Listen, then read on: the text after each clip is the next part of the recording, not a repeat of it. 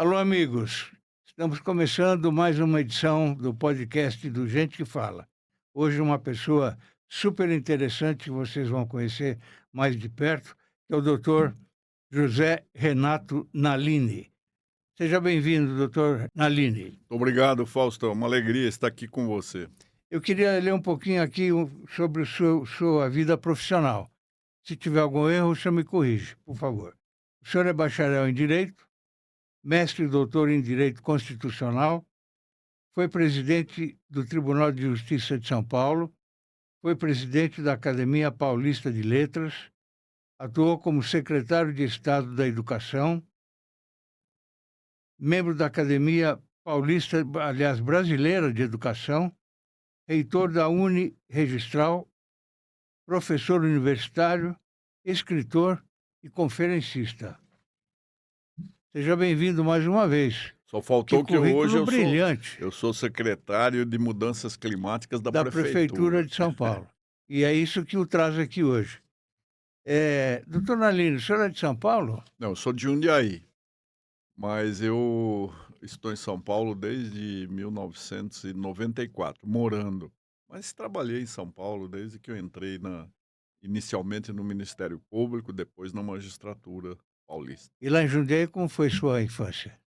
Foi uma beleza. Jundiaí era outra cidade, né? Ela cresceu demais. Eu acho que é um problema das cidades paulistas. Olha aí, esse é meu É, pai, minha mãe, eu no colo do no meu senhor no pai colo. e minha irmã Raquel no colo da minha mãe. Perfeito, perfeito.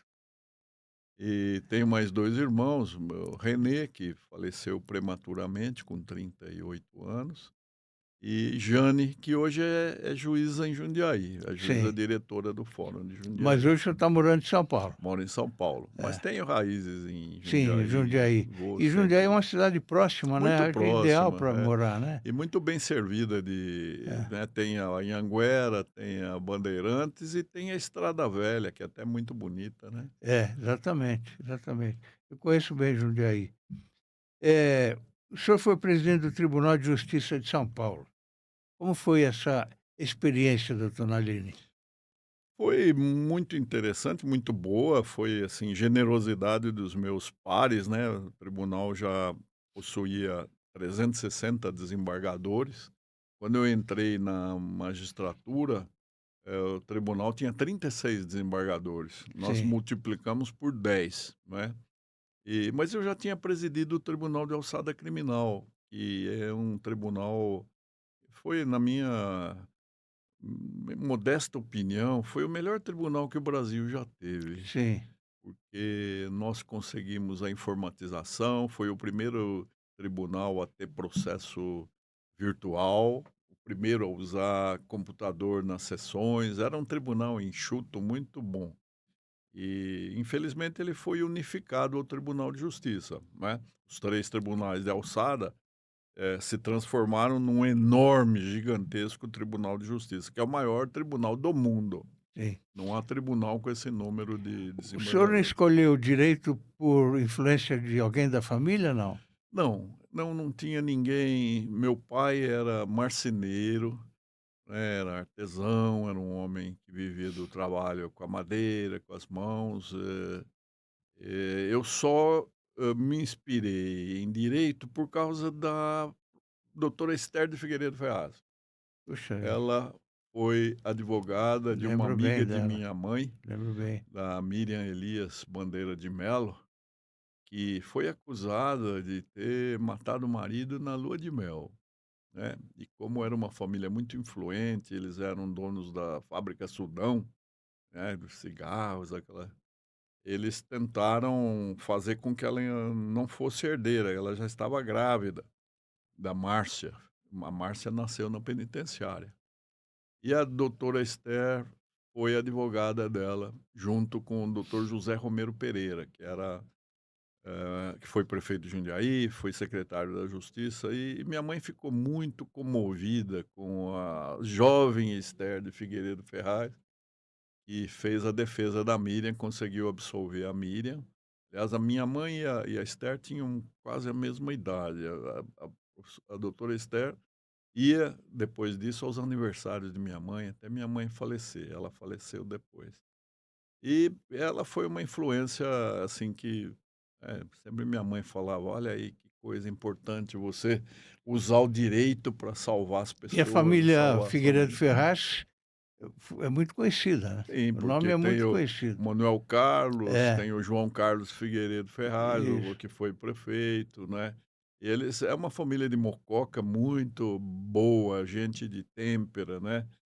E depois com o casamento eu acabei, ficando, assim, conhecido da Pituca, que era a irmã caçula da da Esther, que era casada com o Javer de Andrade, Sei, né, sei. que é uma história muito interessante, dessa família. Infelizmente hoje todos falecidos, só tem a Gilda, que é a filha da Pituca e é sobrinha da doutora Esther, nós somos muito amigos, conversamos muito. Doutor Nalini, corre na boca do povo hoje, principalmente nas redes sociais, aquele velho ditado que a polícia prende e a justiça solta. Como é que o senhor vê esse tipo de afirmação? Há uma certa razão, porque, o juiz é um ser humano, né. Então hoje a magistratura é muito grande, nós temos aí mais de 13.000 juízes no Brasil, né, a maior parte deles aqui em São 13.000. Paulo, 13.000. Aqui em São Paulo nós temos 3.500 magistrados. E é evidente que cada um tem a sua orientação, então antes de ser um mero aplicador da lei, o juiz tem uma história, tem uma religião, tem uma opção política, tem uma orientação sexual, tem, uma série de circunstâncias, Sim, como Ortega sim, como E todos nós. Gasset falava: "Eu sou eu e minhas circunstâncias". Sim, Então, por ter presidido o tribunal de alçada criminal, né, que era um tribunal de 81 juízes, segunda instância, só julgando o crime, eu sabia que nós tínhamos câmaras, né, que são aqueles grupos de juízes, câmaras que absolviam sumariamente, aplicavam sempre a absolvição, porque não encontravam um quadro probatório que satisfizesse a convicção do juiz. E eu tinha câmaras que condenavam sistematicamente. Então, isso é o ser humano fazendo a aplicação da lei de acordo com o seu código pessoal. Antes do Código Penal, o juiz tem uma orientação da qual ele não vai se livrar, é sim, muito difícil. Então, em teoria, nós falamos em neutralidade do juiz. Não existe neutralidade, não existe imparcialidade, ao contrário. Todas as circunstâncias pesam para fazer com que o juiz chegue a algum resultado. Agora, a gente não pode também desprezar o fator lei, né? O Brasil legisla profusamente. Nós somos um país prolífico em edição normativa. Então, nós temos lei para tudo. E, na verdade, algumas leis. O senhor conhece alguma república em que existe lei que pega e lei que não pega? É só no é, Brasil. só no Brasil, é Então, verdade. Hã, então tantas leis aí. é uma coisa um pouco, hã, complexa, né. Agora não é difícil das pessoas entenderem, nós estamos num Brasil polarizado, né, quem não É, é de um lado é de outro. isso. Assim também em relação à lei penal, né. Há os que, consideram bandido bom, bandido morto, que todo bandido tem que ser morto, tem que estar a prisão é a resposta para tudo, e aqueles que acham que o crime é um produto da sociedade, a sociedade que não soube educar, que não soube dar condições dignas de vida, e o marginal escolhe o crime porque não tem outra opção. Então é muito difícil sair desses Sim, 2 sim, polos, né. sim, perfeito. O senhor é membro da Academia Paulista de Letras. Como é que está funcionando? Olha, esse é o meu lenitivo, é a minha É, é o meu refúgio, sim, né, o lugar onde toda quinta-feira eu tenho a alegria de conviver.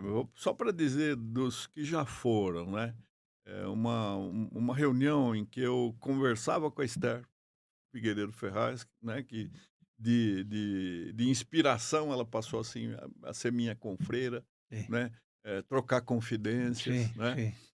Miguel Reale, o pai, né, hoje eu convivo com Miguel Reale Júnior, mas José Mindlin, Antônio Hermílio de Moraes, Paulo Bonfim, que foi o príncipe dos poetas brasileiros e Cada que nome, hein?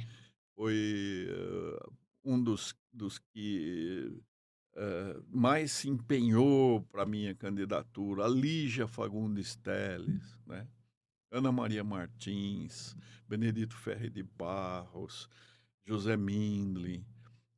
Então há uma coleção de gente muito boa, né, e que com os quais a gente aprende. Eu tenho o privilégio de ter chegado lá por generosidade desses que eu citei aí, né, Paulo Bonfim, Lígia Fagundes Telles, Esther Figueiredo Ferraz, Antônio Hermílio Moraes, que me elegeram, e eu estou lá 22 anos. Olha que 22 impressionante, anos. né. Já vi muitas partidas, infelizmente a gente vai se despedindo, mas vão chegando outros, né. O senhor já escreveu mais de 50 livros, mas eu acho que todo mundo gostaria que o senhor escrevesse um livro sobre a sua história, que É, deve ser muito bonita. Não deve, não, é muito bonita. eu tenho uma amiga que é confreira também, que é uma grande historiadora, essa sim, autora de best-sellers, os livros dela já foram lidos por milhões, a Mary Del Priore, Mary Del Priore. E ela fala que eu devo registrar a minha vida. Ela falou: "Faz assim, associando aos fatos da história do Brasil que você vivenciou", Isso, né. isso. E eu penso, assim, mas, assim, no fundo eu acho que é um cabotinismo falar de mim, eu. Então, eu acabo ficando mais, à vontade falando dos outros Eu do que também de mim. achava que era cabotinismo, sabe? Mas aí eu fiquei pensando, pensando, e um dia eu sentei na máquina, eu vou fazer o meu livro. E contei a história, os fatos que eu vivi. Não é? Fizeram parte da minha história. E como jornalista, desde o comecinho, jornal de bairro, até chegar no Jornal Nacional da Globo e tal. Então tive uma história, né, no jornalismo. E fiz o livro. E aconselho o senhor a fazer. É Obrigado. muito, muito gostoso depois de ler, Você sabe, sabe? Fausto, que eu também sou jornalista profissional, aqueles que têm na carteira profissional anotação. Lembra quando É o meu começou a caso, é o exigir, meu caso. quando se começou a exigir o diploma de faculdade de jornalismo, eu já exercia o jornalismo, né? E aí o Ministério do Trabalho anotou na minha carteira profissional. Então tem É, uma outra carreira que eu posso é. E o senhor lembra do Alexandre Cadunchi, sim, da Rádio sim, sim, Bandeirantes? sim. Foi onde eu trabalhei pela primeira vez na grande imprensa. Um dia ele me chamou e falou: Fausto, você tem que ir no Ministério do Trabalho e fazer o seu registro lá. E aí eu fui e fiz o registro. E eu tenho vários companheiros que são jornalistas dessa forma, né? Mas não é fazendo uma faculdade, né, eu vejo hoje a proliferação de faculdades de direito. É, Isso significa que o Brasil é o país mais justo do mundo? né? Não. Não. Se fosse por faculdade de direito, nós teríamos que ser. É. Não é. Então, assim, aquele jornalista que começou na batalha, escrevendo, lendo, pesquisando, que era uma coisa muito mais profunda do que hoje as Pondo a mão na faculdades, massa, não é né? verdade? É. Indo atrás da notícia, né, então, eu acho eu tive essa escola, trabalhei com gente muito boa. Aliás, uma curiosidade que talvez eu incluísse numa pretensa autobiografia, eu fui, funcionário de um jornal que pertencia aos 3 Fernandos. Aliás, em Jundiaí a gente falava, é o jornal dos 3 Fernandos. Era o jornal O Jundiaiense, e era do Fernando Gasparian, do Fernando Pedreira e do Fernando Henrique Cardoso. Poxa vida. Então, eles 3 tinham esse jornal, e eu, muito jovem, muito na verdade, escrevia de graça, né, Fausto, Sim, porque não se costumava sim. pagar, É, né, é. a gente escrevia. Principalmente jornal, De menor interior, de interior, claro, é. Como jornal de bairro, né, aqui em São Também. Paulo. E eu É. continuo escrevendo de graça, escrevo bastante. gosta de escrever, né? É, sou bom digitador, Então, então não, não, os seus bom textos são datilógrafo, bom é, datilógrafo. o vem aí a COP30. Como é que o senhor vê a COP30? Olha, eu acho a COP30 uma oportunidade muito interessante para o Brasil reafirmar a posição dele como uma promissora potência verde, né. Nós, na década de 70 nós éramos considerados, o país emergente mais afinado com as necessidades da humanidade. Porque quando a gente fala em aquecimento global, mudança climática, nós não estamos pensando na árvore, no mico-leão, na ararinha azul, nos caranguejos, nas tartarugas, não. Nós estamos pensando na humanidade. É a humanidade que sofre risco de vir a se extinguir se continuar esse envenenamento da atmosfera, essa emissão exagerada dos gases venenosos causadores do efeito estufa. E depois desse período promissor que nós tínhamos o Paulo Nogueira Neto, ajudando a elaborar o conceito de sustentabilidade, ele participou do relatório Brundtland, né, que tem esse nome por causa da ex-primeira-ministra da Dinamarca, a Gro Brundtland. Ali se criou o conceito de sustentabilidade e ele era colega também da Academia Paulista de Letras. Ele resumia a sustentabilidade numa frase que eu gosto de repetir: "Sabendo usar não vai faltar", Sim, né. Nós sim. temos que saber usar os nossos recursos naturais, o nosso verde, a nossa água, até a nossa atmosfera. E aí o Brasil teve alguns retrocessos, né, já chegou a ser considerado pária ambiental, né, o mundo falou do Brasil como pária ambiental. É o momento de recuperar a imagem, então é simbólico fazer uma COP que ela pela primeira vez no Brasil, porque a Eco 92 não foi COP, né, eh, pela primeira vez no Brasil, na floresta amazônica, não é. Então, é uma COP em que o mundo deposita muita esperança. E seria importante que nós não frustrássemos o mundo. O que que o mundo espera? Que haja uma renovação do compromisso firmado em 2015 em Paris, que nós prometemos, não ultrapassar 1,5 graus Celsius no aquecimento global. Infelizmente já Já ultrapassamos. passamos. E segundo, que nós levássemos a sério a questão do financiamento. Na última COP, a 29, em Baku, no Azerbaijão, embora já se falasse numa cifra de 1,3 bilhões de dólares, a reunião foi prorrogada mais um dia porque não se chegava em acordo, e aí fixou-se a cifra de 300 bilhões. Onde foi parar 1 trilhão, né? Os países ricos, relutam em auxiliar os países mais emergentes a combaterem os gases do efeito estufa. Então, essas 2 promessas, essas 2 esperanças estão em Belém, em novembro. Agora, mais importante até do que isso, né, nós sabemos dos problemas de logística de Belém, a discussão que ganhou o mundo, é fazer com que cada cidade, cada pessoa se preocupe e procure saber o que é COP, né. Recentemente houve pesquisa e mais de 70% da população Não não sabia. tem ideia do que é COP, né. É.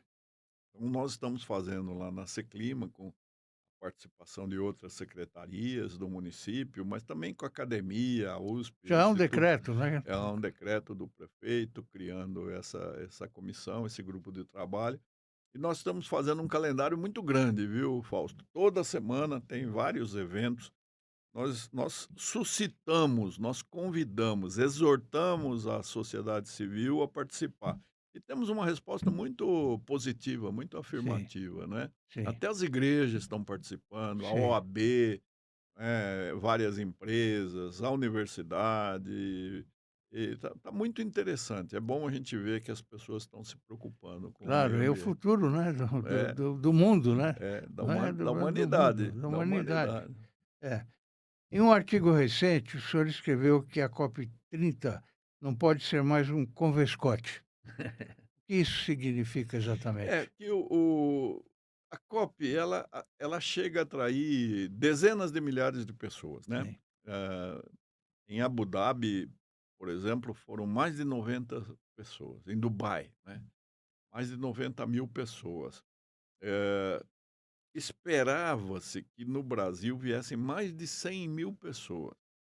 E a COP pode ser sequestrada, assim, num sentido figurado, metafórico, por, empresas petrolíferas que querem continuar a explorar petróleo, e o petróleo é o grande emissor. Aqui em São Paulo, 61% das nossas emissões advêm do trânsito. São quase 8 milhões de veículos ininterruptamente percorrendo as ruas de São Paulo. Então, se a COP servir só para fazer, para realçar, enfatizar a importância do petróleo, que deveria ser substituído para amenizar o aquecimento global, ela vai ser um palco, assim, de exibições, de exibicionismo, de discursos que se afastam daquilo que ela deveria ser. Então, por isso é que eu falei, nós temos que ter juízo para levar propostas tangíveis, viáveis, não é? O município de São Paulo, o prefeito Ricardo Nunes vai levar uma carta de São Paulo, um documento, não sei se ele vai chamar carta ou uma exortação, o que é que ele vai chamar, mas como resultado desse trabalho todo, que todo o município está fazendo, não é só a prefeitura, mas é a USP, é o Instituto de Estudos Avançados, a sociedade civil participando com o Gilberto Natalini, que é um ambientalista reconhecido, prestigiado. Nós vamos levar alguma coisa substanciosa, alguma coisa consistente, né? É. Sem discursos simbólicos, né? Não, porque É, esse discurso nós já temos, né, é, já estamos cansados. é, Agora precisamos, por isso que se é. fala o ministro André Corrêa do Lago, que é o responsável pela COP30 e que é uma pessoa muito respeitada por todos, ele fala: "É a COP da implementação", ou seja, chega de discurso, de promessa, vamos ver o que que a gente pode concretizar. Como é que o cidadão comum pode participar? Então, o cidadão comum, nós temos um site na secretaria que se chama São Paulo pelo Clima. E ali o cidadão vê o que está acontecendo, o que está programado até novembro, porque nós temos ainda 2 meses para fazer atos, né. São vários, são muito grandes, Fausto. Por exemplo, dia 31 de outubro é o Dia das Cidades e a ONU, através do Habitat, ela pediu para que São Paulo receba prefeitos de outras cidades, representações de outras cidades, para celebrar o Dia das Cidades, nesta que é a maior cidade do hemisfério, e discutir, debater a respeito do meio ambiente. Então, isso vai ser no AD Sampa, que é um lugar simbólico, porque era um incinerador, hoje se chama Praça Victor Tivita, na rua Sumidouro, em Pinheiros. Fica um lugar muito bonito, recuperado, tem até a grande caldeira de incineração para mostrar como é que um lugar onde se queimava, agora é uma usina de produção de ideias, de criatividade e tal. Isso dia 31 de outubro. 4 e 5 no Parque Vila Lobos, nós vamos ter um grande evento patrocinado pelo governo do estado, pela prefeitura e pelas empresas, pelo empresariado, onde devem comparecer 5.000 pessoas, com mesas paralelas de discussão de todos os assuntos, porque você sabe, Fausto, que a questão ambiental, ela é, como se diz essa palavra muito utilizada, transversal. Tudo Sim, interessa. É saúde, é claro, economia, claro. é meio ambiente, é lavoura, é indústria, é educação, tudo interessa, tudo converge para a questão ambiental. Então, esses 2 dias, 4 e 5. E 6, 7 e 8, na cidade universitária, nós vamos ter um outro grande evento, aí mais setorizado para os cientistas, pesquisadores do mundo inteiro, que já devem ter chegado para a COP, que começa no dia 10 de novembro, lá em Belém. E aí a USP vai mostrar o ônibus a hidrogênio, as usinas de fabricação de outros combustíveis limpos, e todas as pesquisas que eles estão fazendo num centro de inovação. Então, esses são os grandes, mas até lá tem muita coisa pequena acontecendo. Por exemplo, todos os sábados aqui em São Paulo, no município de São Paulo, nós fazemos plantios, né, a promessa do prefeito Ricardo Nunes é plantar pelo menos 120.000 árvores até novembro, e nós já plantamos 80.000. Não é improvável que nós ultrapassemos esse número. Então o cidadão, ele deveria se preocupar, por exemplo, em usar menos o transporte, individual, usar mais o transporte coletivo, andar mais a pé, andar mais de bicicleta, economizar água, que nós temos escassez hídrica à vista, plantar árvores, né. O professor Zé Goldenberg, outro confrade da Academia Paulista de Sim, Letras, sim. ele fala: "O plantio de árvores é a melhor tecnologia que nós temos para reduzir a temperatura".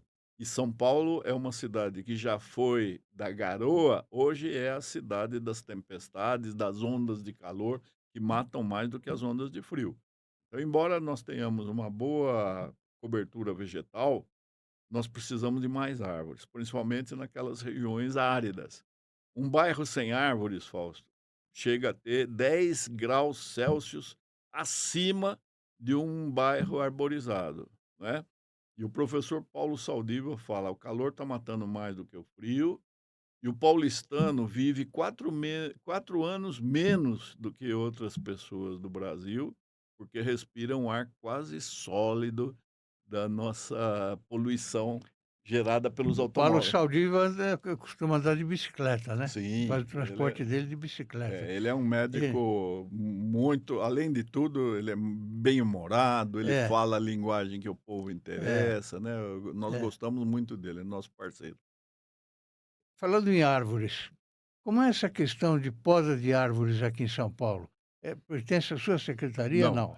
não. A Secretaria do Clima, ela é uma secretaria só de articulação. Eu falo que nós só temos saliva, não temos orçamento, nada, embora o município tenha um orçamento climático, que é uma talvez a única cidade do Brasil que tem esse orçamento climático em plena execução. Nós temos um plano de ação climático que está sendo, realizado, tem 86% dele em execução, 57% de avanços, né, e é um plano a longo prazo, é ambicioso. Ele foi elaborado em 2021 e já está em fase de revisão, porque além da revisão anual, a cada nova gestão ele tem que ser totalmente atualizado. Mas a questão de árvores é da Secretaria do Verde e Meio Ambiente, e que é o secretário é o Rodrigo Axuxi, que foi prefeito de Suzano durante 8 anos, uma pessoa muito respeitada na região, e ele leva bastante a sério essa questão de árvores, né.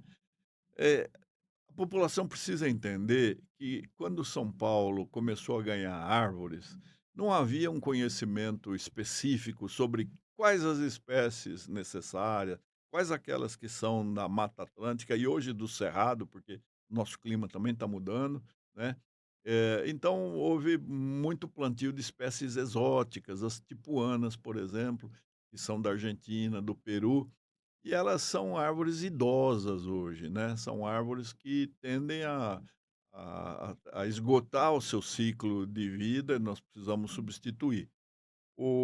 A Xuxa está fazendo, deve lançar esses dias, um inventário arbóreo, primeira vez que São Paulo faz, para tentar identificar 650.000 árvores dos logradouros públicos. Só Cada na uma delas sua vai ter seu RG. vai ter o seu diagnóstico É, fitossanitário para ver é. se tem saúde ou não, né. E a questão da poda, nós estamos tentando melhorar a burocracia, porque há um dúplice controle.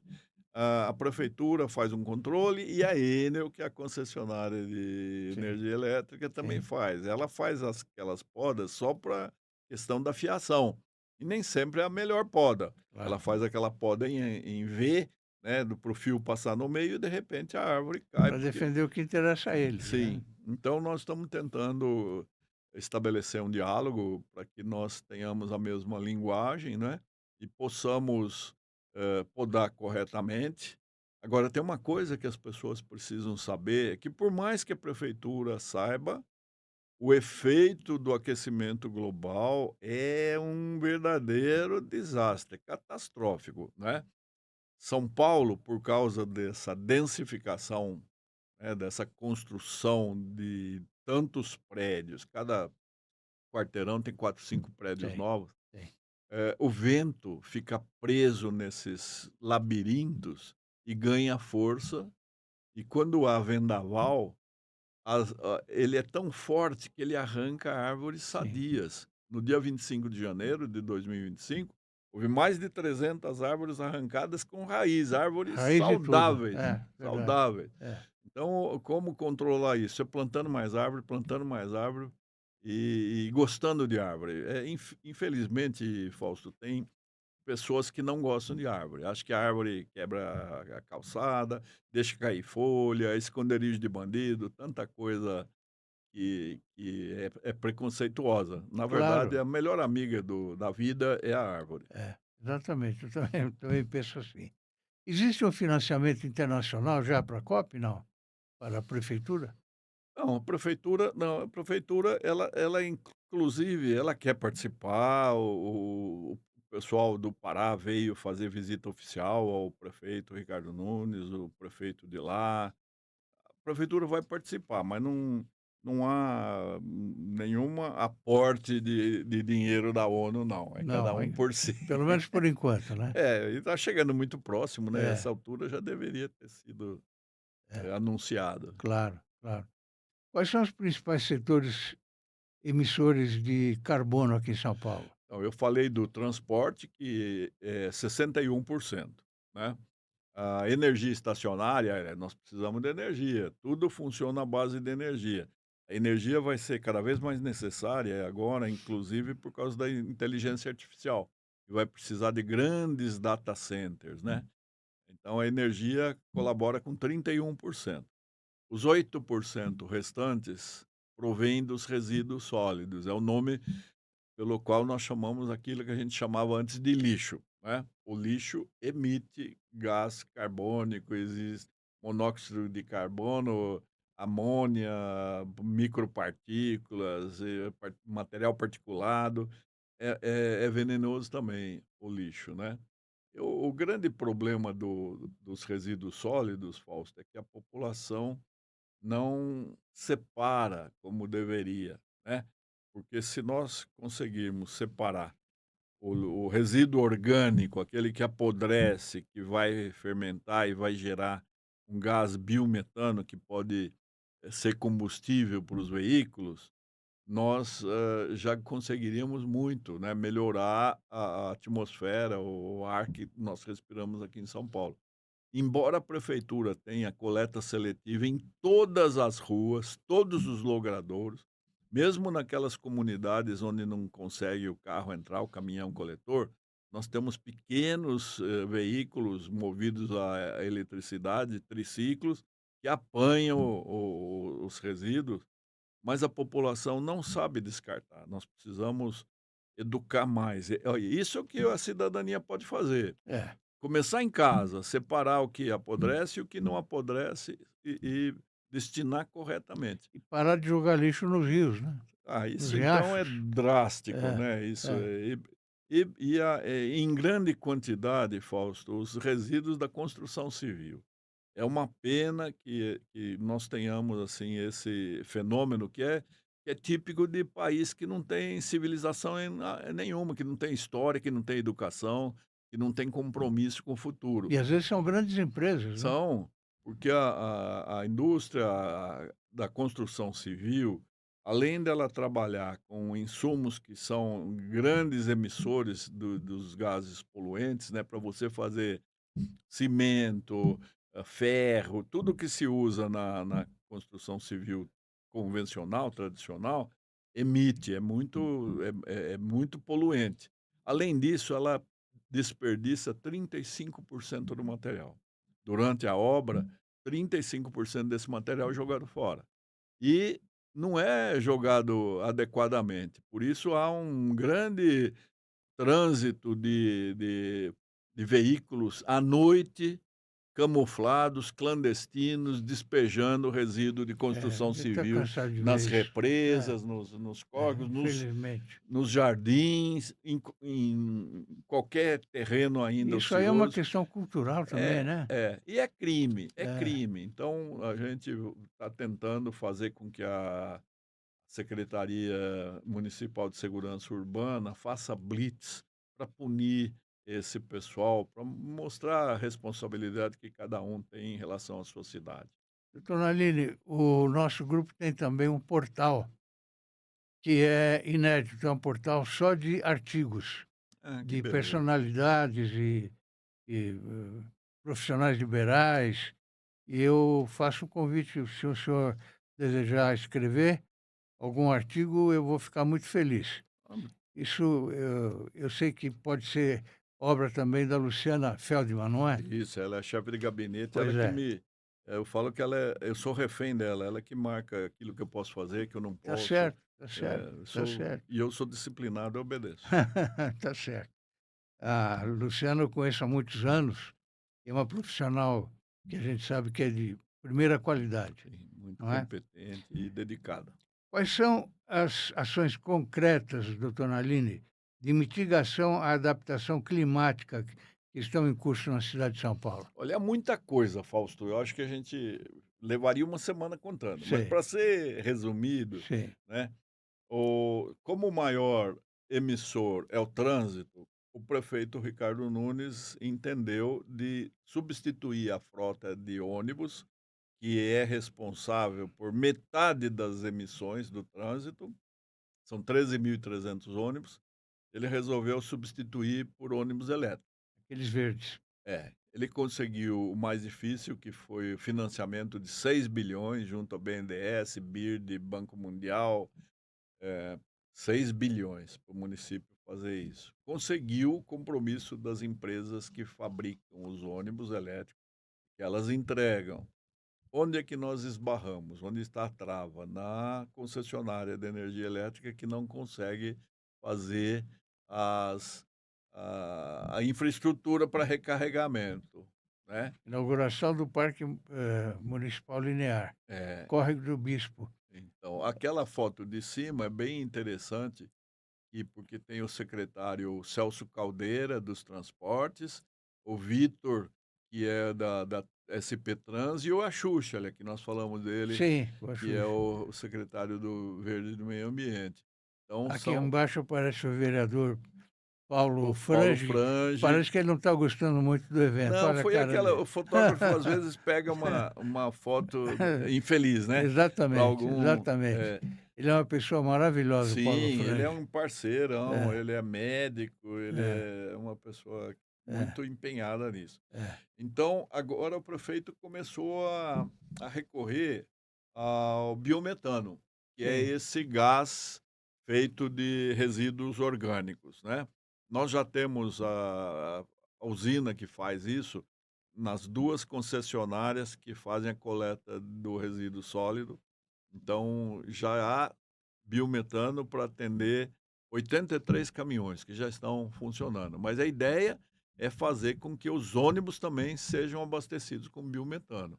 Então, com isso, nós já fizemos, a nossa secretaria fez um seminário chamando todas as pessoas interessadas, porque olha que coisa interessante, enquanto a Única, a Copersucar ofereciam o biometano a partir da vinhaça, né, daquilo que é até um mal para as usinas sucroalcooleiras, porque alimentam uma espécie de mosquinha que é nociva, eles não sabiam muito o que fazer com isso, então queimavam.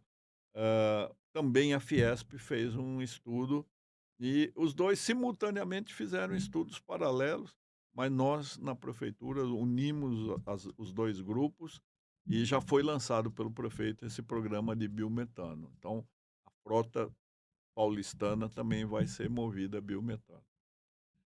A energia, estacionária, né, que é essa que nos alimenta, nós estamos, comprando energia no Mercado Livre para torná-la mais disponível e sempre preferindo a energia verde, energia feita com combustível limpo.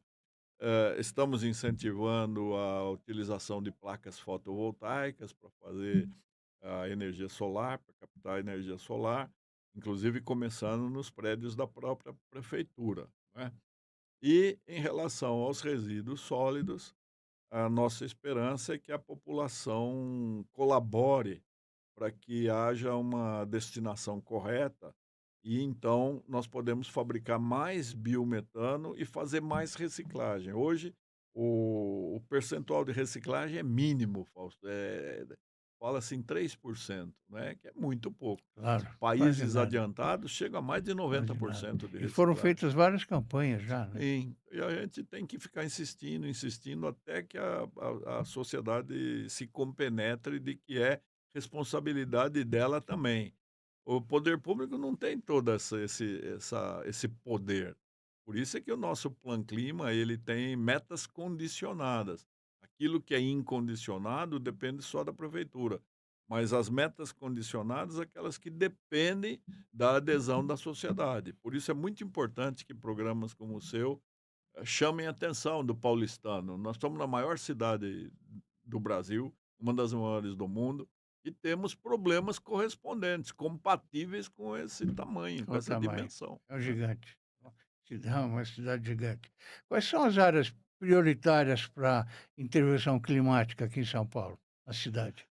Então, o talvez aquela que tenha merecido uma atenção que até então, antes da gestão do prefeito Ricardo Nunes, não tinha ainda merecido uma ênfase como aquela que nós encontramos agora, é exatamente o plantio de árvores, a multiplicação das áreas verdes. O prefeito, em maio do ano passado, ele foi chamado pelo Papa Francisco, que é um papa ecológico, é um papa que editou a Laudato Si, que é uma encíclica verde muito bonita, fez uma reconciliação entre ciência e religião, e ele chamou 20 prefeitos, dentre os quais o Ricardo Nunes. Porque o Ricardo tinha declarado de utilidade pública 32 áreas verdes que estão nas mãos de particulares. Então, seriam áreas que poderiam ser destinadas a empreendimentos ou fazer galpões de logística, fazer condomínio, o que o proprietário quisesse. Com essa declaração de utilidade pública, ele fez com que São Paulo, que tinha 15% de cobertura vegetal municipal, só de próprios da prefeitura, passasse a ter 26%, né. Isso o Papa elogiou, a prefeita de Paris ficou entusiasmada com isso, e então ele esse é um gesto grande significativo. Quem é que consegue acrescentar 11% do território da sua cidade? É um case mundial. Mas além disso, ele está fazendo jardins de chuva, né, devem chegar a 1.000 jardins de chuva, vagas verdes, que é retirar uma vaga do leito carroçável de estacionamento e transformar numa pequena floresta, uma pequena cobertura vegetal. Isso a população precisa entender, Fausto, porque uma cidade inteiramente asfaltada, né, uma cidade impermeabilizada, quando É, a água cai e a não e tem a para onde ir. não tem, ela vai ganhando força, É, ela vira correnteza, enchente, é, inundação, desabamento, é, deslizamento e morte. é. Então nós precisamos criar obstáculos a que a água não ganhe velocidade. O jardim de chuva é para isso mesmo, a água chega ali, pelo menos ela infiltra um pouco. Nós precisamos multiplicar isso na Sim, cidade. sim. Nós temos bosques urbanos, o prefeito está fazendo, você vai notar É, que em muitos lugares estão sendo plantadas novas isso. espécies, né, e isso aí melhora a atmosfera, né. Nós temos uma série de ações, esses parques lineares, agora há pouco mostrou no Parque do Bispo, fazer corredores ecológicos, né, fazer uma faixa contínua de vegetação, porque isso também favorece a fauna silvestre, né. Os passarinhos, quando as árvores vão sendo destruídas, eles não têm onde fazer ninho, eles começam a fazer ninho no prédio, e as pessoas limpam e fica os pássaros sem refúgio, As né. crianças nas escolas também precisariam saber disso, né, Elas estão tendo aprender. educação ambiental, É, tá bem adiantada, porque nós temos lá na Secretaria da Educação, que é o secretário Fernando Padula, ele está fazendo através das Formigas de Embaúba, que é um grupo de jovens muito patriota, muito ecologista, estão fazendo pequenas florestas em cada céu, em cada escola. Já foram detectadas 650 escolas onde cabe ainda plantar árvores, árvore. né? E isso está sendo feito. Que É bom. claro que São Paulo, do tamanho que é, Fausto, as necessidades são infinitas, Claro, os do recursos tamanho são escassos, é, né? A gente é, vai fazendo de são, acordo com a coisa. são mesmo. Neste ano, o Papa Francisco proclamou o ano jubilar ecológico, né? Isso. E, aliás, ontem, Fausto, eu estive em Aparecida, a convite do presidente da CNBB, o cardeal Jaime Spengler, de Porto Alegre, e ele fez uma reunião lá na Basílica dos operadores do direito.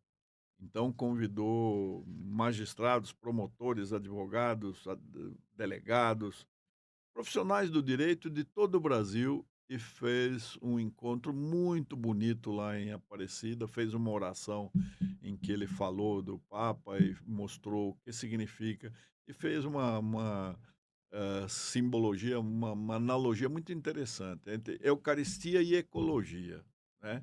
Então, falando da nossa morada comum, né, nós temos de pensar que tudo aquilo que vive nesse planeta é nosso irmão, como falava São Francisco. A árvore é nossa irmã, a água é nossa irmã. Então a gente tem que tratar assim, né? O senhor chegou a conhecer o Papa Francisco pessoalmente, não? Sim, eu tive o privilégio de estar com ele 3 vezes. Uma vez, Privilégio mesmo. privilégio, É, porque olha, olha, aí eu estou entregando para ele, foi a última vez, quando eu estive com o prefeito lá em maio, e eu entreguei a ele uma réplica do pátio do colégio, sim, porque ele era jesuíta, São Paulo foi uma criação dos sim. jesuítas, né, e ele gostou, é uma pena que pegaram mais eu do que ele está sorrindo, muito Não, mas dá para feliz, perceber dá para aqui o perceber que sorriso ele está dele. sorrindo, né. É, Mas as 2 vezes anteriores foi quando ele esteve aqui no Brasil, não é. Eu era secretário da educação e tive também o privilégio de acompanhar o governador Geraldo Alckmin, e almocei com ele aqui no Mosteiro de São Bento e depois lá em Aparecida também. Eu isso é um tive Papa que deixou saudade, né? muita, eu gostava muito dele, é engraçado que ele, quando soube que a gente era de São Paulo, porque eram 20 prefeitos, era o mundo inteiro, mas ele fez questão de receber cada integrante.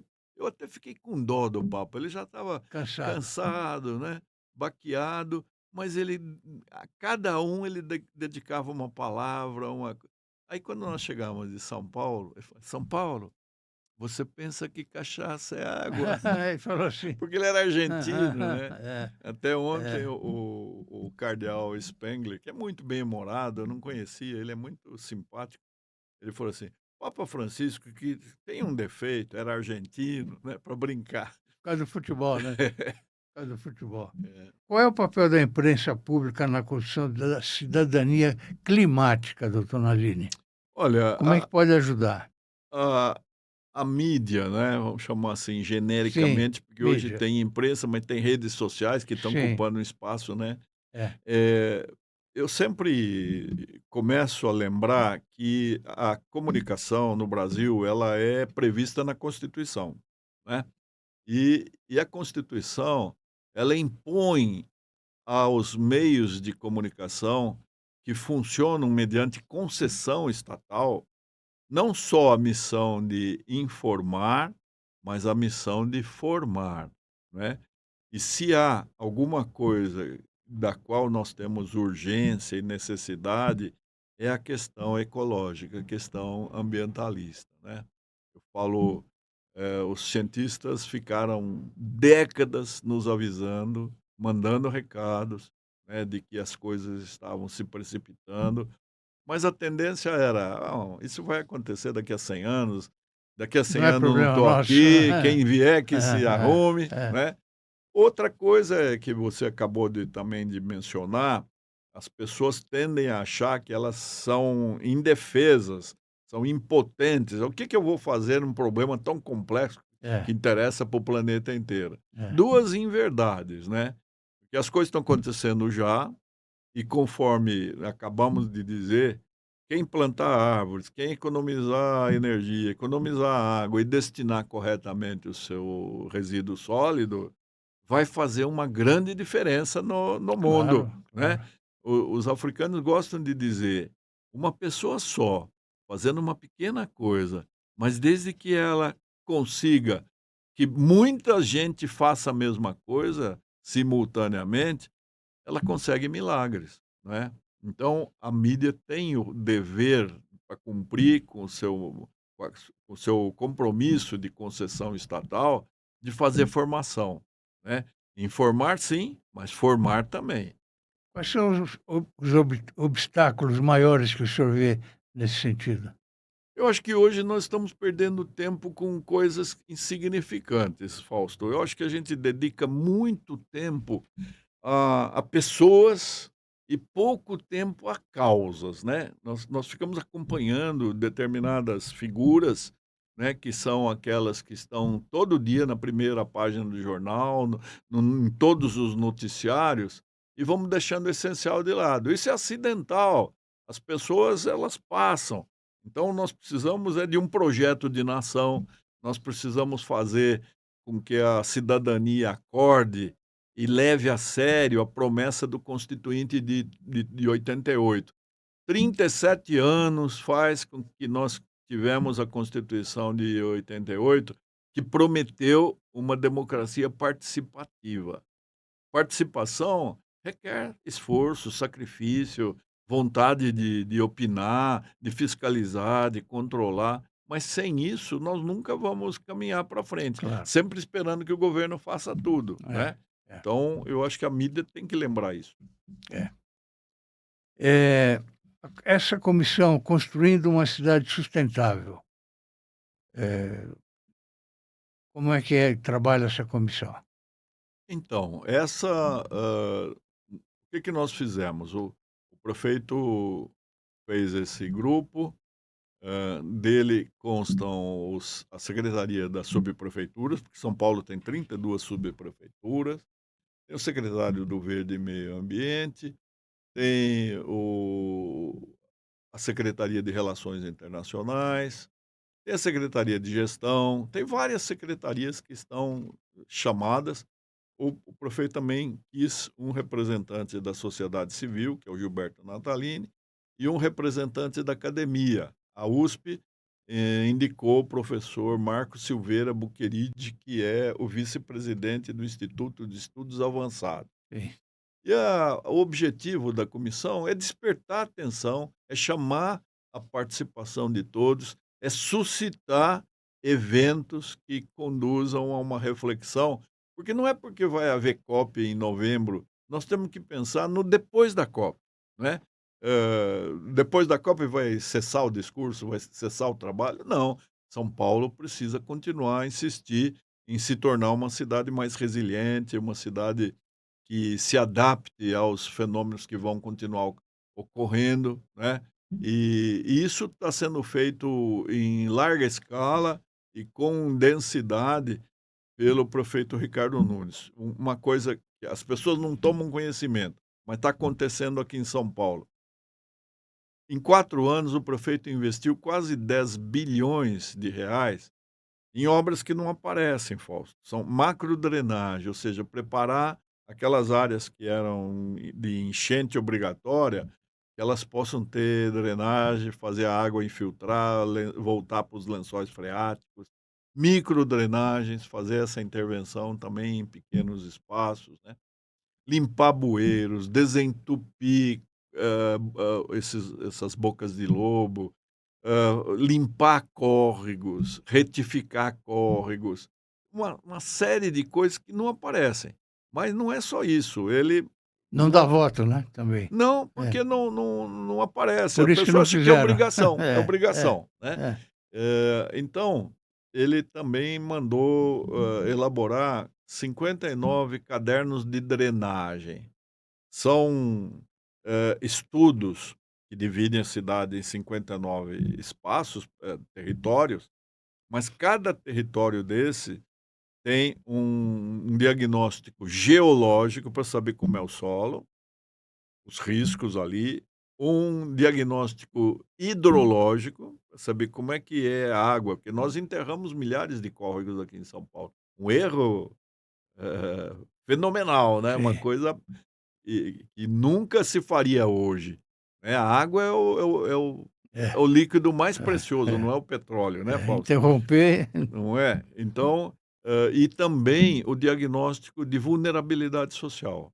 Quem é que ocupa aquele território? A população é vulnerável? A população precisa de alguma coisa? Então, desses cadernos, 33 estão prontos. Ninguém poderá, daqui por diante, dizer que não sabe onde estão os problemas prioritários. Então, se as gestões que vierem a seguir, se apoiarem nesses elementos que são científicos, técnicos e muito bem elaborados, São Paulo vai ter um futuro muito promissor, né.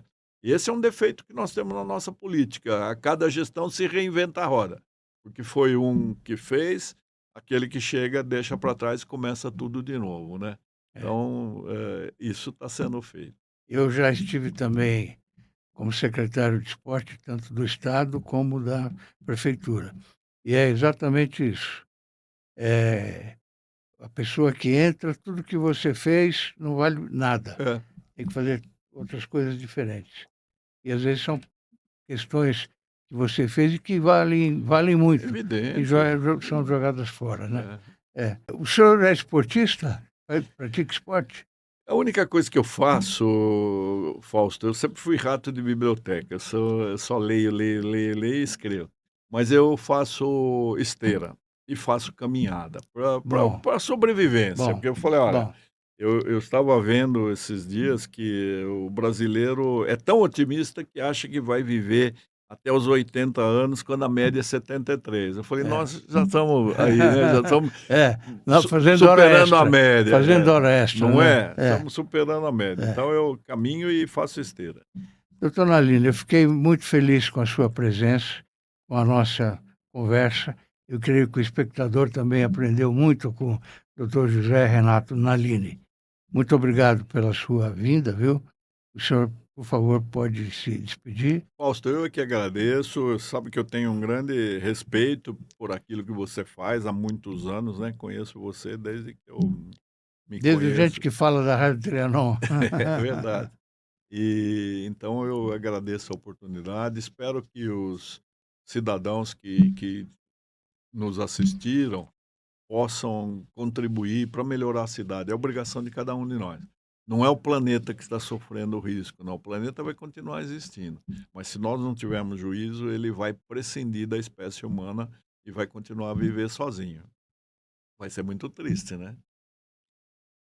Muito obrigado mais uma vez. Eu quero lembrar o espectador para entrar nas nossas redes sociais e na TV aberta às 17 horas diariamente. A gente sempre tem um convidado de muito conteúdo, como foi o caso aqui hoje do professor Nalini. Muito obrigado mais uma vez. E para vocês, até mais.